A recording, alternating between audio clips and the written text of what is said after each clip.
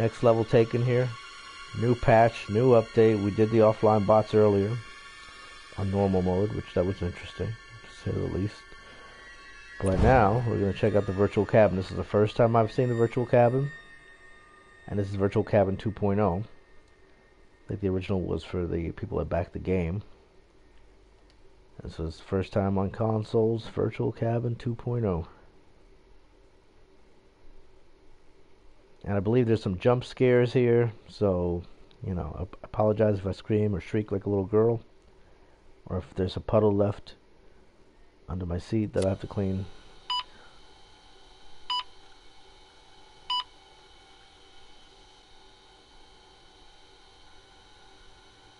You don't need VR goggles for this or anything, but although that would be kind of cool. I don't have PlayStation VR anyway, but I mean, that would be still kind of cool. Okay, so this should be having like a bunch of factoids and information from the movie. I don't think we're gonna go outside because I've seen like previews of this, so we're not gonna go outside just yet. Alright, check for updates. Unlock virtual cabin beta features. I don't have a password, but if I had to guess one, either Jason or Mrs. Voorhees.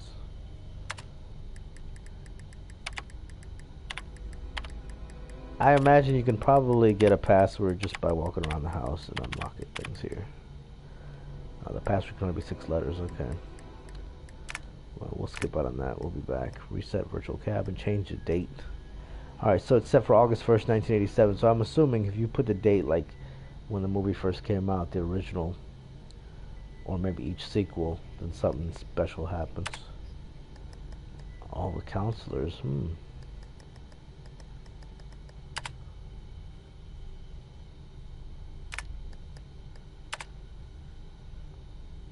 Welcome everyone to Camp Crystal Lake. Have the time in your life or not.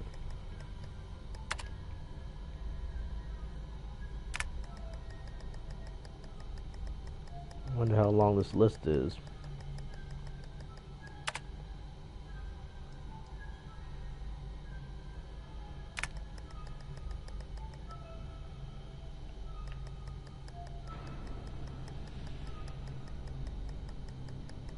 Looks like it goes down a ways.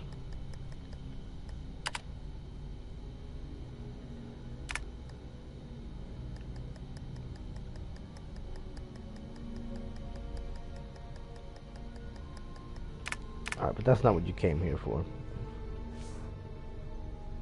The role of Jason was played by 3 different people. Part 2, the unmasked and hairy version of Jason was played by Warrington Gillette. Steve Daskowitz did Jason's stunts for the majority of the movie. However, the very first appearance of Jason was played by costume designer Alan Letter in a shot of Jason's feet walking towards Alice's apartment. Did you know?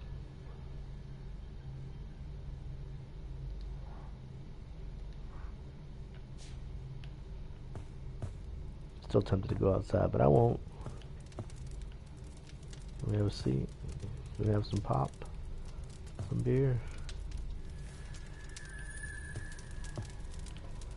The infamous fireplace. The most requested playable Jason was director Adam Marcus and actor Kane Hodder's version of Jason Goes to Hell. That's ironic given how little screen time the movie goes to the Corporal Jason. The script for Jason Goes to Hell is exceptional in that it's not a single teenager was called for in the script.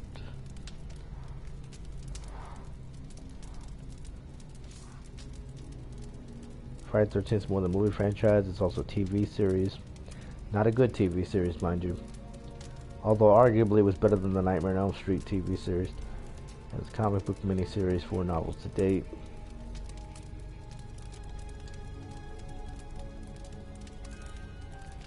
Can't open the book anymore because that would be kind of cool. This is still neat though. Little facts and tidbits. Talk about the composer. He scored 9 Friday films, but it was his first score for the original movie that set the tone for the rest of the series. And for years and years when I was younger, I thought it was ha ha ha instead of kill kill kill ma ma ma. The music became a character in that film. It was really minimal. There was really only 2 chords in the score. There was a sameness to the score, never any melody.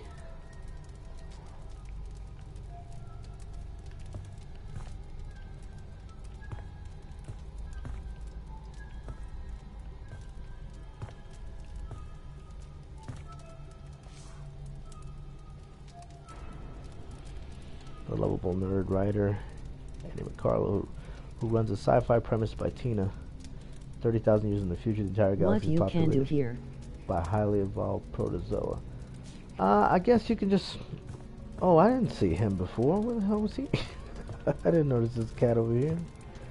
It's basically like a museum, sort of, like a history on Friday 13th.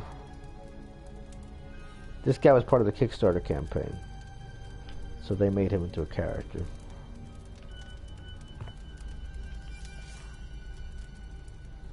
And it's like a history of the films and a bunch of neat things. I know it does have some jump scares.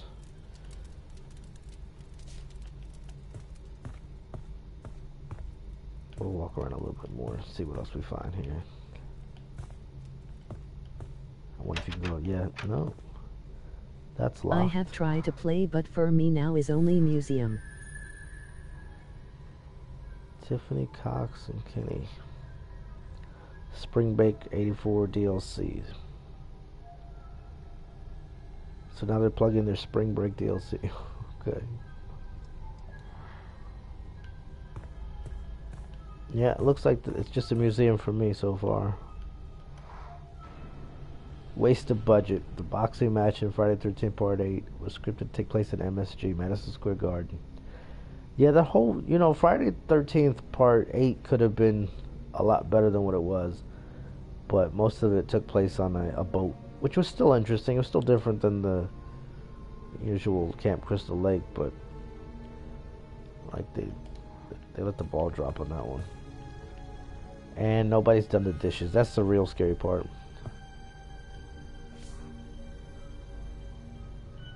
Okay, he's a man who could be cut and killed, but he's also a boy who survived drowning.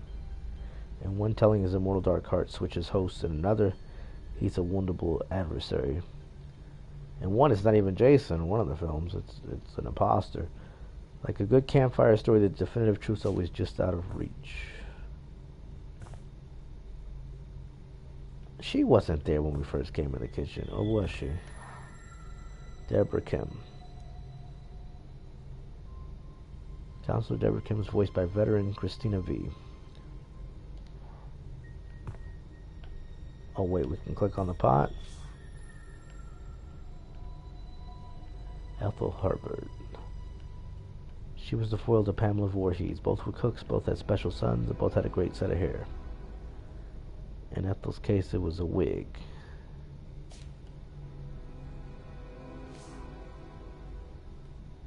The Big Apple. Yeah, the New York, he was there in Times Square briefly, but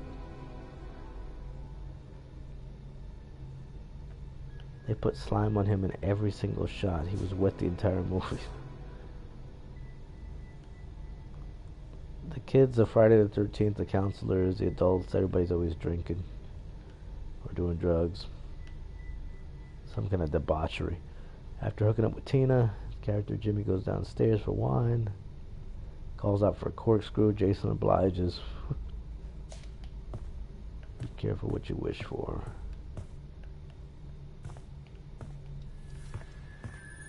Honestly, they should make a VR mode for those that have VR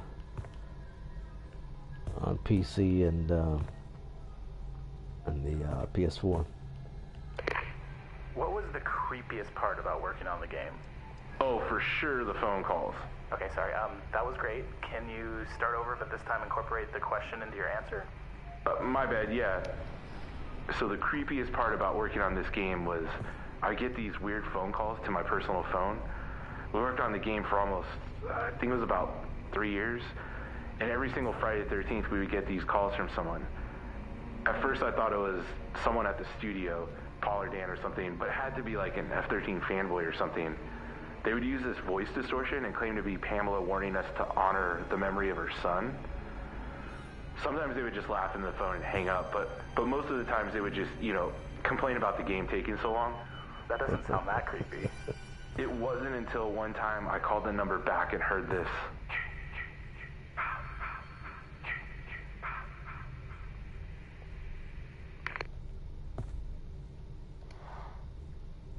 Automobiles in the films.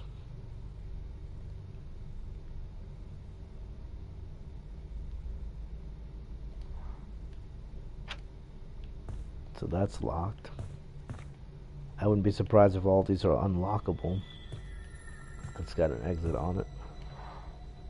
Now we're talking about the shoes even. Do the Jason walk. Like, well, that's kind of how I walk.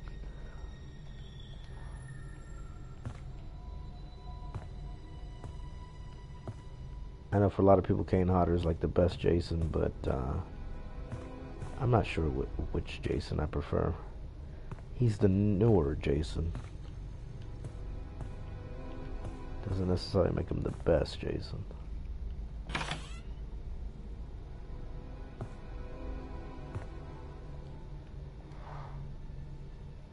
Character Jenny Myers, known as Girl Next Door. Unlike her character, Christine is a bit of a traveler.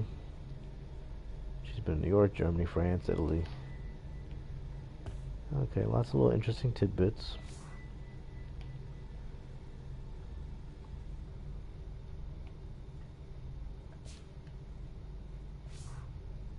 Red bandana.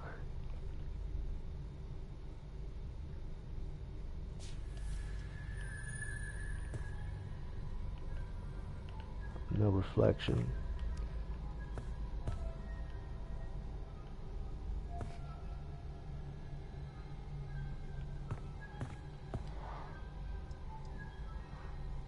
I think I peered through there before. Yes, I did.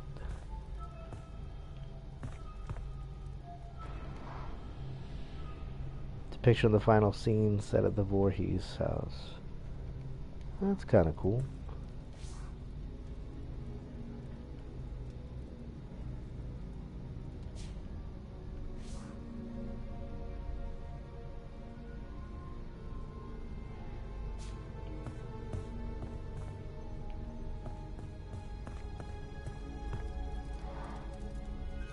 Bugsy and Chad.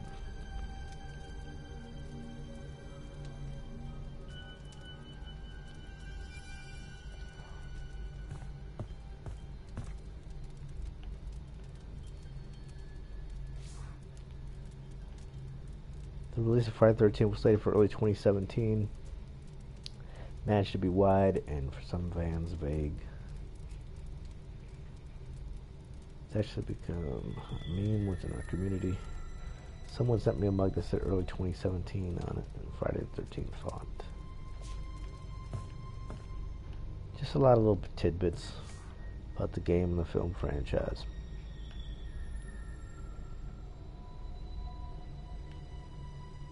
Travel brochure.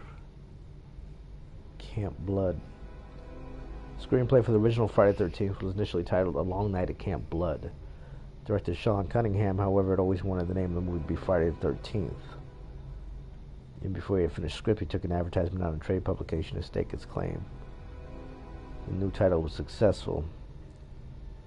Although you can see the references to Camp Blood sprinkled throughout. How many of you still out there have a way to play VHS tapes? Not many. I can tell you that. There's some of you out there never seen this or seen a TV that look like this. Can't click on the dresser. Here's some of the masks. Corey Feldman was slated to reprise the role of Tommy.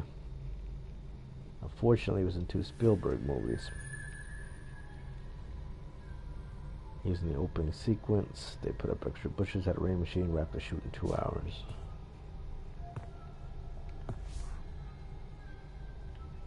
Recasted Jason, 6'3", 250-pound nightclub owner, C.J. Graham. Magician would put on his members of trance, ask them to imagine they were encountering Jason Voorhees. Graham would dress as Jason and scare them in the middle of hypnosis. The production team was impressed and cast him for the movie. That's interesting. Tommy's fascination with masks served multiple purposes in the film. It was an homage to Tom Savini. He also worked on Night of the Living Dead. Awesome guy. They also made a philosophical point about horror. It's contagious. The horror that Jason dispenses can be passed on to anybody. Mass display. So this is coming soon. So you either unlock this, maybe through just playing to the virtual cabin, or maybe it's, you know, DLC down the road. Who knows?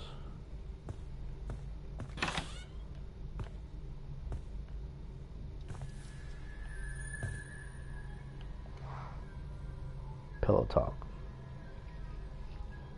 The pillowcase. The headpiece was chosen because it was an item that would have been readily available to the killer. It was never well liked with the production crew, or me, for that matter. But it was a bridge to the hockey mask. What do we have here? It's not letting me click on it. Am I able to duck down here, or what's the deal? And no.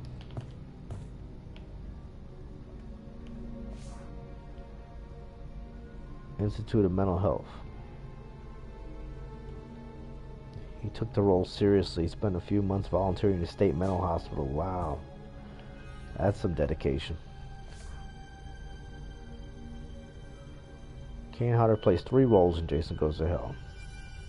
Plays a security guard who mocks Jason and the gloved hand who grabs the hockey mask in the final shot of the movie. That was when supposedly Freddy came out and grabbed him. It's not letting me click that for whatever reason. New York, New York. Guns. Guns, guns, and more guns. The infamous pocket knife. The MPAA and the Friday the 13th franchises has long had a cat and mouse relationship. A lot of footage had to be cut to get the R rating. The gore had a purpose, comparing the removal of it to like telling a joke without the punchline. Firecrackers. Elphonic and Gun Media found the player feedback from the beta to be invaluable towards balancing the game. If you played the beta, you'd know that firecrackers used to be the least useful item in the game. They were designed to be a deterrent to fool Jason. You could throw something down. If he was using sense, he would see sound pings, and then you could run the other way. Now they stun him, of course. You can't click on the car keys. Pig splitter. Germany's ratings board found the game so violent they rejected the game a lot. They reject a lot of games. Med spray. Jason's reborn as Uber Jason with future technology.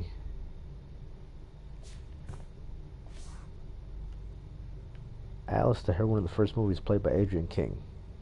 Her part 2 was cut short when Jason shoved an ice pick through her temple. That's gotta hurt. The collapsible ice pick prop was not checked properly and on take 1 did not retract. Well, that's gotta be fun. Thankfully, wasn't injured and didn't need any med spray. Flare gun. Among the most interesting deaths in Part 5 was the road flare death. For Friday the 13th movie fans, they're going to know a lot of this information already. Well, maybe not all of it, but some of it's interesting. Many kills in the game take their inspiration and origin from the movies. Of course. 2 Spraynet slogans are clearly visible. Jason lives and Quayton lives. First is the tagline of the 6th installment. Second is a shout out to the band that director Rob Henton was in as a youth. When Jason pulled Tommy down on the bottom of Crystal Lake, there was a metal sign for Camp Crystal Lake with the word blood spray painted over Crystal Lake. It's an homage to Camp Blood.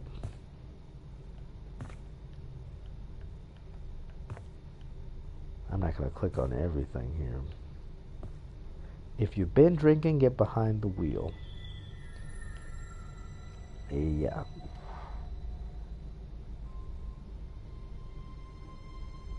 Alright, Tommy Jarvis, driven mad by hallucinations of Jason, rises from the hospital bed. As he opens the drawer to see the hockey mask waiting for him. Kill Ta for Tommy. That's creepy.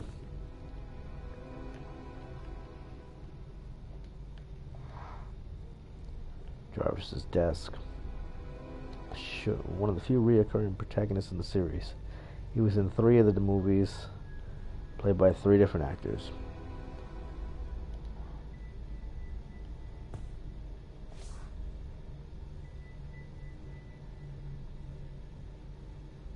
Film picks up the day after the events of Part 2, making it Saturday the 14th.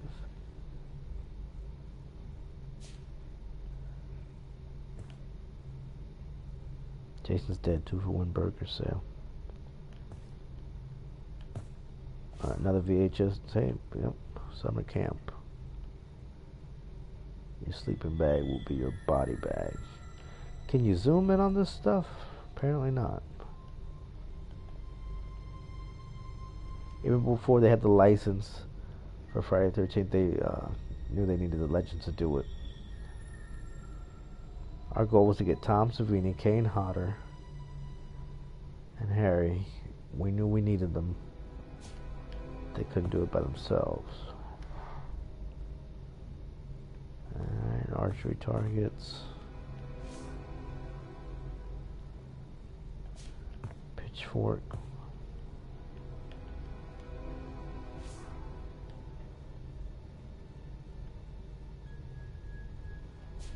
The Birds is a classic movie. The Sleeping Bag Kills classic. Part 7 is the most censored Friday movie of all time, perhaps, they say here. One kill sent back several times was the infamous sleeping bag kill. He had to pick up a sleeping bag stuffed with a heavy dummy and 20 additional gallons of blood and slam it against a tree. Hodder struggled to make the stunt believable and was relieved when the ratings board limited the scene to 1 good tree smack.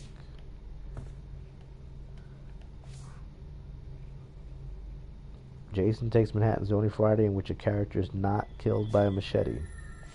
Interesting tidbit. Part 9 is Jason's right eye that shows machete damage, as opposed to the left eye that's damaged at the end of Part 4. Ilphonic and Gun Media corrected this for the Part 9 Jason in the game. The developers took a poll to see if the mistake should be fixed or left in, and people said fix it. And there's the axes. And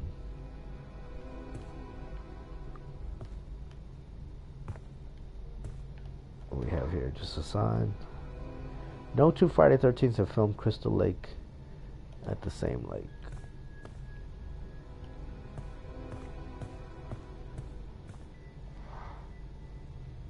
Game development can be a consuming and somewhat unique enterprise.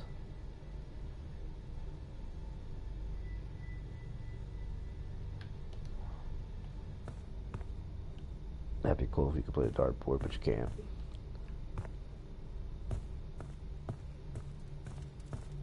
It's weird to just see them just, standing still like that, but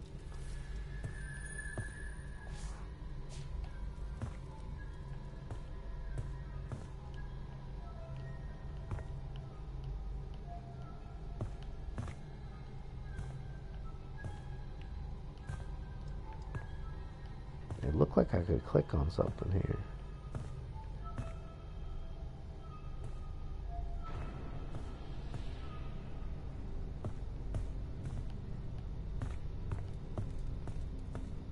And go back downstairs.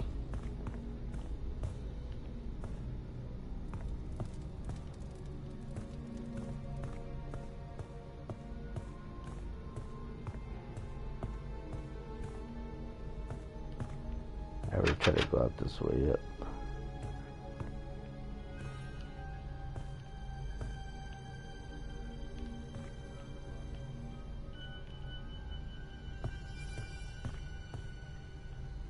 This looks like a hidden passageway.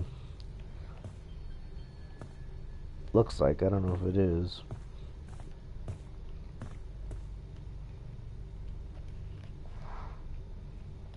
I already clicked on that.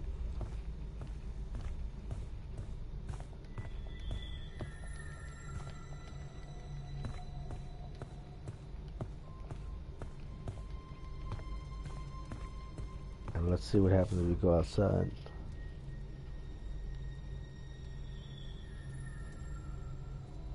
During filming, it was AC/DC's Back in Black that was played on set. Then used it in a soundtrack.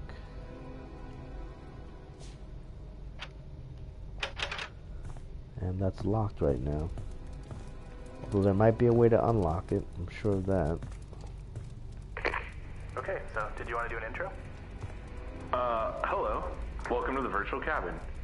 I'm Chuck Brengart, CEO of Ilphonic, and we are the developers behind Friday the 13th, the game, which you are currently playing now. Is there anything you want to say to the fans? Sure. I just want to say thanks for playing and supporting the game. Our fan base has been incredible. This project has exceeded even our wildest dreams, and that's because of all your continued and amazing support. So where are we? So this is the Virtual Cabin, 2.0 to be exact. The Virtual Cabin was a way for our backers to check out new art assets and discover a few hidden Easter eggs as we were building the game. It was a really engaging way to show a sneak peek at what we were developing. So, why bring it back? A ton of work went into researching the Friday the 13th films for the game, and we wanted to present a fun way to go behind the scenes and learn more about how the movies and the game were made. Consider this as an expanded virtual museum, a space where you can explore the lore of Friday the 13th and take it all in. Who knows? There might even be a few new Easter eggs to discover, if you go digging deep enough. Sorry, I didn't mean for that to sound so ominous.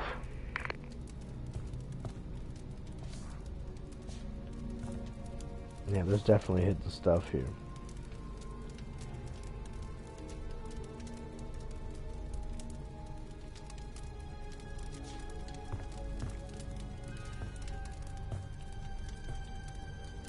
Probably would have helped if I would have clicked that radio from the get-go.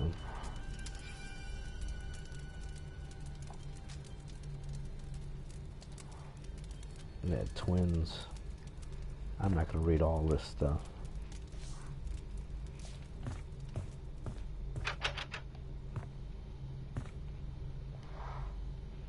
Alright, August 24th, 10 have been released on Friday 13th. Alright, so let's see what happens if we put August the 10th.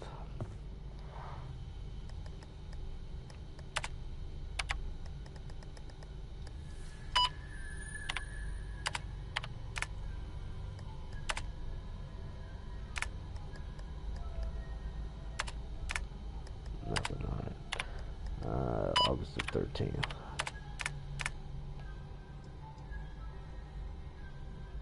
Which would make it a Friday the 13th, right?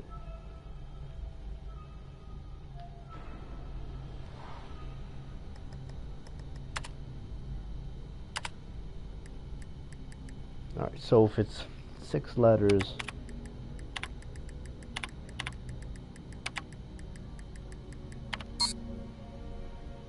now, I imagine by fooling around with things in the environment here, you can get a password.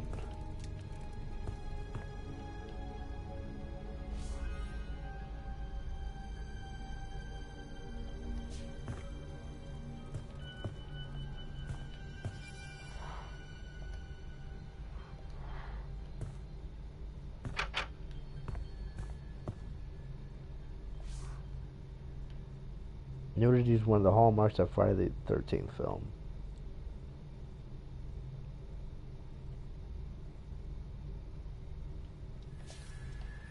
Alright, we're not going to be touching that one. If you read it, you read it. If you didn't, you didn't.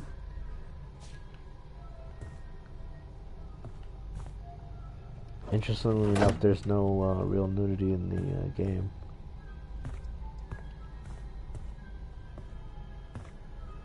Because for whatever reason, you know, most people have problems with video game nudity more than they do video game violence, which is kind of backwards, but still can't go out here.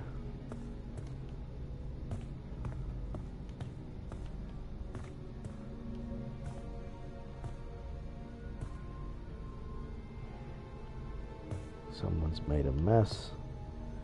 It's not Sprite, it's Spike.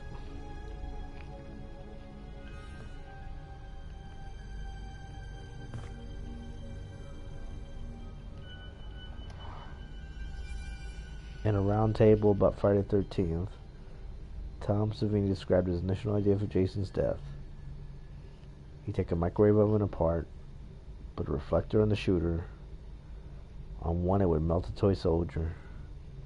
My idea was to stick that in Jason's head and cook his head from within and make it explode. So I had to sell that to the money guys. I called him, said what he said was no, Friday the 13th. Formulas killing naked teenagers in the woods with household implements. I'm thinking this is a household implement.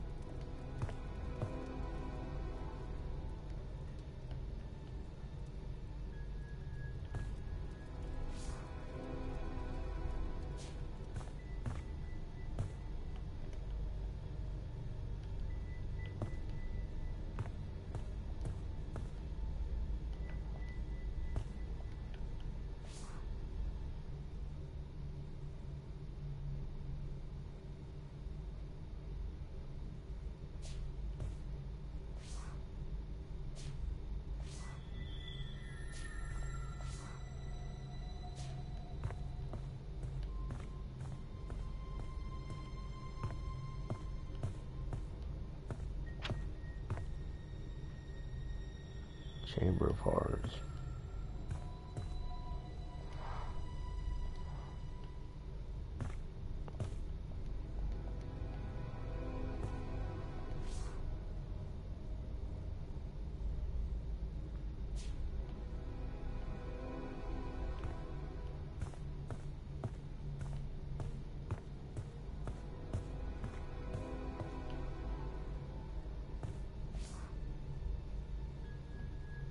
Every morning the pop people were duct taping them back together because Kane would beat the shit out of the bats.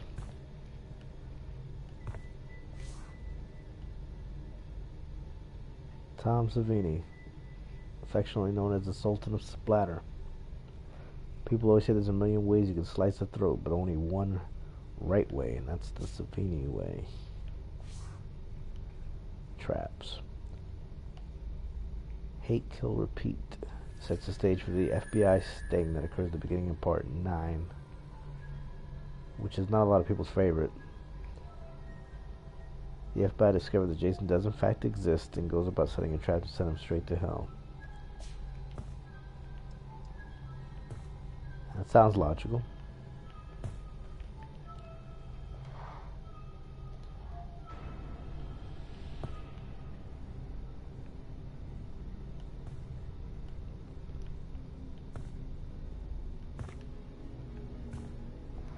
I don't know how we missed that one the first time around.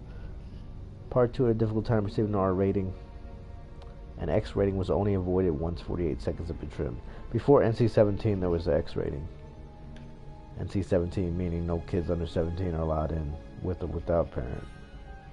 One scene that raised the ire censored particularly was the murder scene of Jeff and Sandra, impaled by a spear while having sex. And most of that stuff's considered tame now, probably these days. The iconic stinger in part 1 where boy Jason springs from the lake.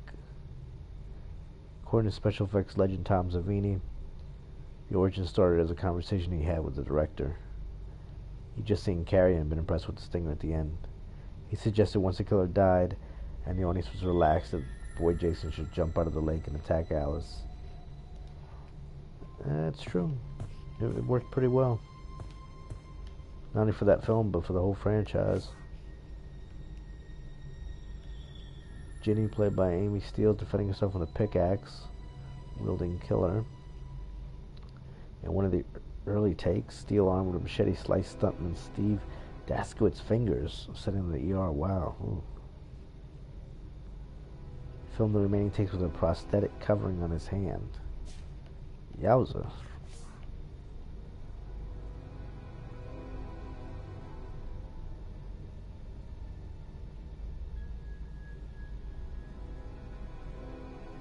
And they almost killed an actress here. Fantastic. Some of the most sensory kills have been from unarmed combat. Part 6. The sheriff's bent backwards and broken in half. No blood, but it was one the ratings board had the most trouble with, finding it too intense. That's amazing to me. When it came to creating the kills for Friday the 13th, the game, Gun Media knew they needed expertise, and who better than the man who created the slasher genre, Mr. Tom Savini.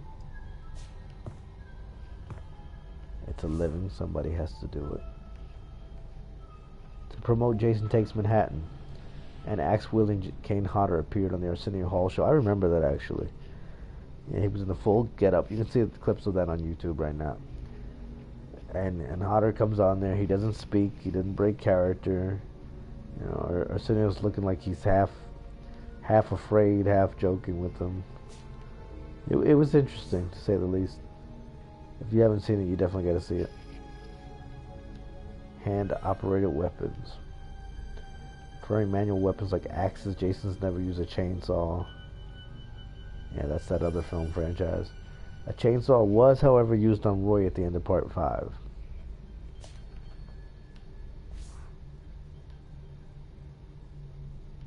Dawn of the Dead, another iconic film franchise. The Living Dead series. Savini had been a combat photographer in Vietnam. That says a lot. I didn't know that about Savini, actually. If the special effects he created didn't give him the same feeling as what he remembered from war, they weren't good enough. Yeesh.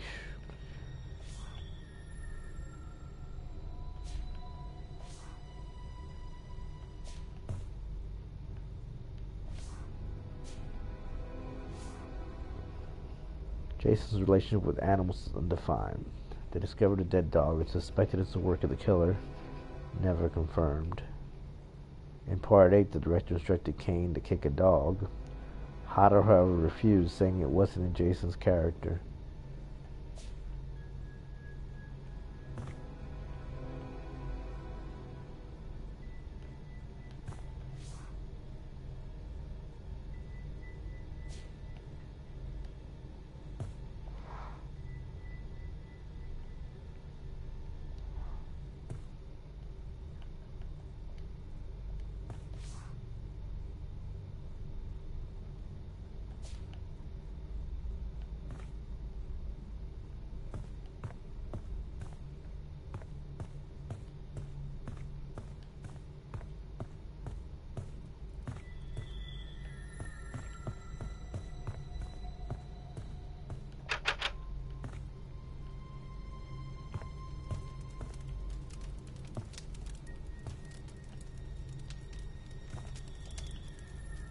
I take it that's the gist of all I can do now until I fool with the dates. Perhaps entering like the dates of the different films when they were released in the theater. That could unlock different things into the computer.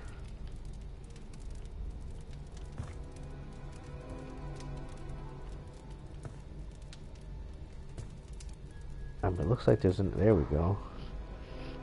Part 4.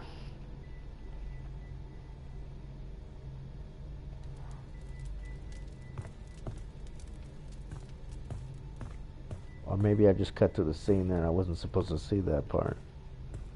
Yeah, that was interesting. Looks like I might have clipped through there.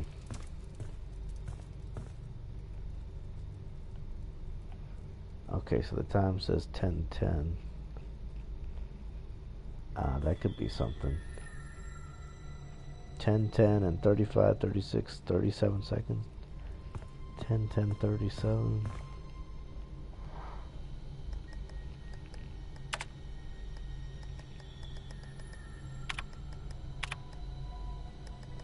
how far back you can go here. Only till 60.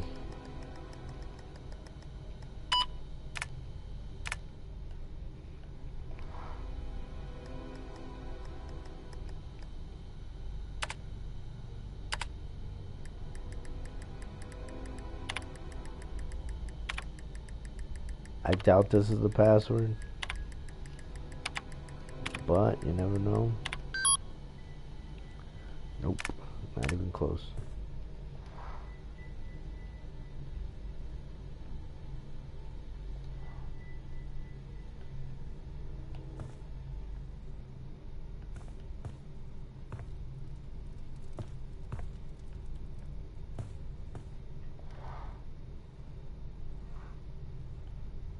Yeah, I already saw this.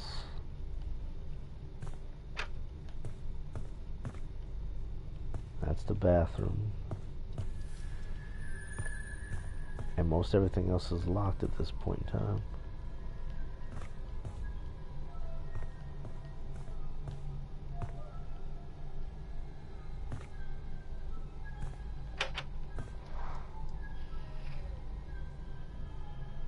Hodder was set on fire for 40 seconds. A Hollywood record for controlled burn. The incredible thing was that he agreed to the stunt at all, because he had a similar stunt go wrong on him before. He was badly burned, receiving scars on his chest and neck from the accident. You know, the things the stunt people will do.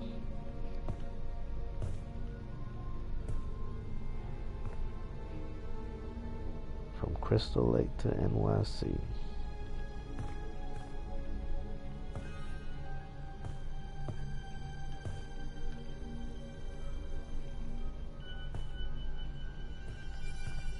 Well, it's interesting. I'm sure on the next couple of days or weeks that I'll discover some more tidbits here, and I'll start fooling around with the computer and putting dates in. Because I'm assuming once you fool around with the dates, you'll unlock different things, and maybe you can walk around the cabin, and certain doors that are locked will unlock.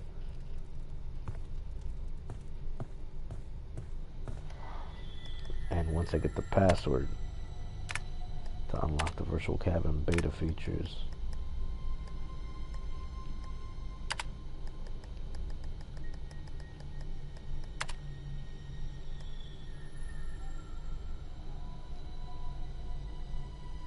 October 10th, 1981. You know what? Let me just try October 10th, 1981. Oh no, that's the date that's on there. Okay, never mind.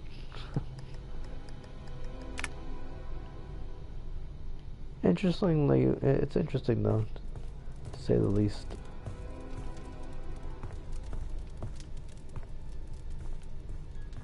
No jump scares so far.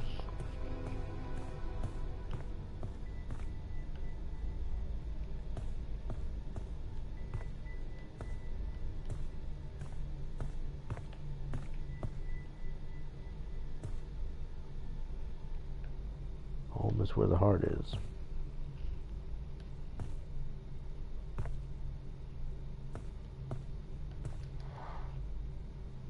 How many times am I going to click on this?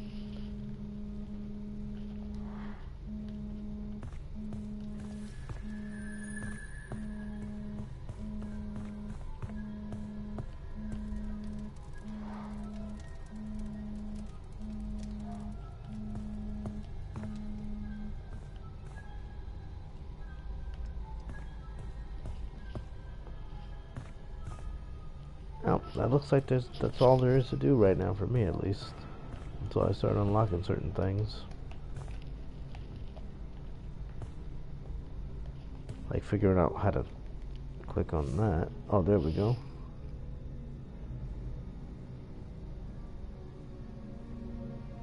Hell is Other People. Quite an odd book for childhood reading. Yeah, I'd say so. Part 6 is the only movie in the series to feature children at the camp. Raise the stakes and set the audience on edge.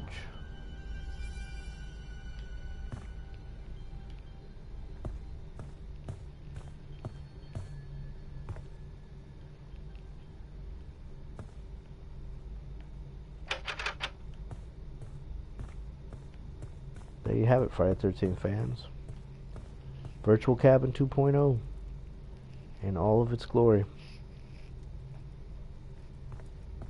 I'll be posting more videos as soon as I figure out the password here, and as soon as I change the dates, and or as soon as I unlock anything cool.